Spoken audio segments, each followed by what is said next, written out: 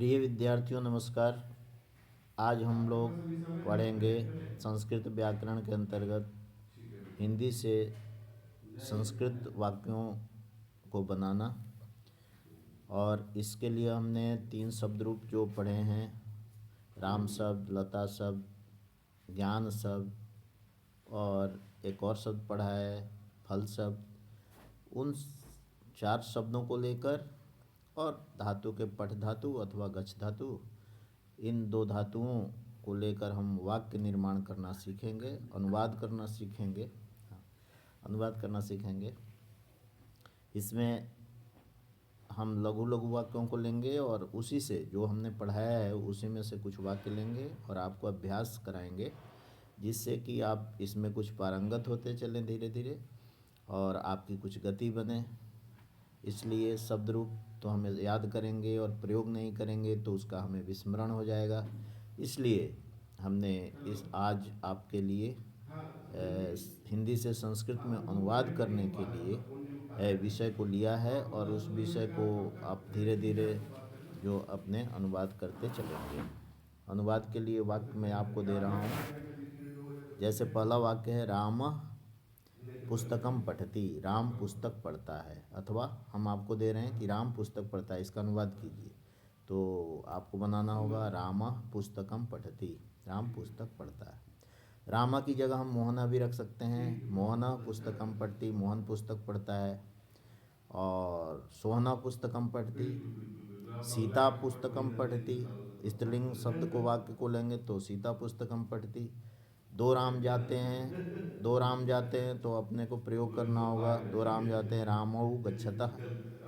2 राम जाते हैं, 2 राम जाते हैं तो 2 से अधिक राम खाते हैं तो रामा खादन्ति, राम खाते हैं। 2 से अधिक राम खाते हैं, रामा खादन्ति। मोहना खादन्ति, मोहना पठन्ति, मोहना गच्छन्ति। ये सब बहुवचन में प्रयोग हो गया। राम मोहन की पुस्तक पढ़ता है, संबंध को भी हम देखेंगे, षष्ठी संबंध में होता है। तो रामस्य मोहनस्य एक वचन में, रामः मोहनस्य पुस्तकम पढ़ति, राम मोहन की पुस्तक पढ़ता है, चौथा वाक्य है। और उसके लिए अगला वाक्य है मोहन राम के लिए फल लाता है, चतुर्थी विभक्ति का प्रयोग। मोहन राम के लिए फल लाता है। ये हमने अनुवाद के लिए आपको दे रहे हैं, तो इन वाक्यों के आधार पर कुछ और वाक्य का निर्माण आप कीजिए। मोहन राम के लिए फल लाता है, मोहन रामाय फलम आनयति, राम के लिए। के लिए संप्रदान में को के लिए चिन्ह लगता है और यहाँ चतुर्थी विभक्ति होती है, राम के लिए, एक राम के लिए। 2 राम के लिए क्या हो जाएगा, रामाभ्याम। और 2 से अधिक राम के लिए रामेभ्यः। मोहन रामों के लिए फल लाता है, मोहनः रामेभ्यः फलानि आनयति। मोहना है तो इसलिए आनयति एक वचन में क्रिया होगी और मोहना एक वचन में है, कर्ता एक वचन में, तो क्रिया भी एक वचन में होगा। आम का फल मीठा होता है। यहाँ कर्ता क्या शब्द है, फल। फल किस लिंग में है, तो नपुंसक लिंग में। फल का रूप क्या चलता है, फलम फले फलानी, फलम फले फलानी। तो हमको ये इसका अनुवाद इस प्रकार करना होगा, आम का फल, तो आम्रस्य फलम मधुरम भवति, आम का फल मीठा होता है। आम्रस्य फलम मधुरम भवति, आम के फल मीठे होते हैं। बहुवचन में प्रयोग करना होगा तो क्या कर देंगे, आम्रस्य फलानि मधुराणि भवन्ति, फलानि मधुराणि। फलानि बहुवचन है इसीलिए उसका विशेषण मधुराणि भी बहुवचन हो जाएगा, मधुरम मधुरे मधुराणि। आम्रस्य फलानि मधुराणि भवन्ति, क्योंकि फलानी बहुवचन है इसलिए भवती न होकर भवंती होगा बहुवचन में, धातु यानी क्रिया।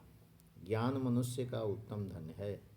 ज्ञान नपुंसक लिंग का शब्द है, तो ज्ञानम, ज्ञाने ज्ञानानि। ज्ञान यहाँ कर्ता के शब्द की जगह प्रयोग होगा तो ज्ञानम उत्तमम धनम अस्ति, ज्ञान उत्तम धन है। किसका उत्तम धन है? तो मनुष्य का। ज्ञानम मनुष्यस्य उत्तमम धनम अस्ति। ज्ञान मनुष्य का उत्तम धन है। अगला वाक्य है ज्ञान से मनुष्य श्रेष्ठ बनता है। कैसे बनाएंगे? तो ज्ञानेन तृतीया विभक्ति का प्रयोग कर देंगे। ज्ञानेन मनुष्यः श्रेष्ठः भवति। ज्ञान से मनुष्य श्रेष्ठ होता है, श्रेष्ठ बनता है। ज्ञानेन मनुष्य श्रेष्ठः भवति। तृतीया के प्रयोग से ज्ञान के द्वारा, से द्वारा प्रयोग करते हैं करण में। से द्वारा के लिए मतलब उसके द्वारा, ज्ञान के द्वारा। ज्ञान से मतलब यहाँ द्वारा, ज्ञान के द्वारा। ज्ञानेन मनुष्य श्रेष्ठ भवति। राम में ज्ञान का आधिक्य है। अब सप्तमी विभक्ति का प्रयोग है। राम में, सप्तमी में और पर। सप्तमी विभक्ति में पर का प्रयोग होता है। घर में अथवा राम में व्यक्ति के अंदर आंतरिक गुण के लिए राम में ज्ञान का आधिक्य है। रामे ज्ञानस्य आधिक्यम अस्ति। रामे यानी राम में, एक राम में। रामेषु बहुत रामों में ज्ञान का आधिक्य है। रामेषु ज्ञानस्य आधिक्यम अस्ति। ज्ञानाधिक्यम भी कर सकते हैं समास करके। ज्ञान का अधिक, ज्ञानाधिक्यम। तो ज्ञानस्य आधिक्यम, ज्ञानाधिक्यम। ज्ञान का कोई मूल्य नहीं है। ज्ञानस्य मूल्यम नास्ति। ज्ञानस्य मूल्यम नास्ति। ज्ञान का कोई मूल्य नहीं है, यानी ज्ञानम अमूल्यम अस्ति। ज्ञान मूल्य रहित है, ज्ञान का कोई मूल्य नहीं है। ज्ञानस्य मूल्यम नास्ति। इस तरह हम प्रयोग करते जाएंगे और इसी तरह के 10 वाक्य आप अपने से बनाइए और अगली कक्षा में हम इसके और भी अनुवाद का प्रयोग करेंगे और सारी विभक्तियों का प्रयोग करेंगे। एक और वाक्य है कि पेड़ से फल गिरते हैं। दो वृक्षात फलानि पतन्ति। पेड़ से, जहाँ बिलगाव के लिए, अलगाव के लिए पंचमी का प्रयोग करते हैं। पेड़ से। गृहात, राम घर से जाता है। रामः गृहात गच्छति। राम घर से जाता है, जहाँ वहाँ घर से जाना, घर से उसका बिलगाव हो जा रहा है। तो पंचमी अपादाने पंचमी सूत्र से अपादान में यानी बिलगाव में, अलगाव में, वहाँ पंचमी भक्ति का प्रयोग करते हैं। घर से जाता है। और सप्तमी में क्या होता है? अधिष्ठान होता है, उस पर रहता है। जैसे पेड़ पर बंदर रहते हैं। वृक्षे वानराः वसन्ति। पेड़ पर बानर रहते हैं। गृहे मनुष्याः निवसन्ति। घर में मनुष्य रहते हैं।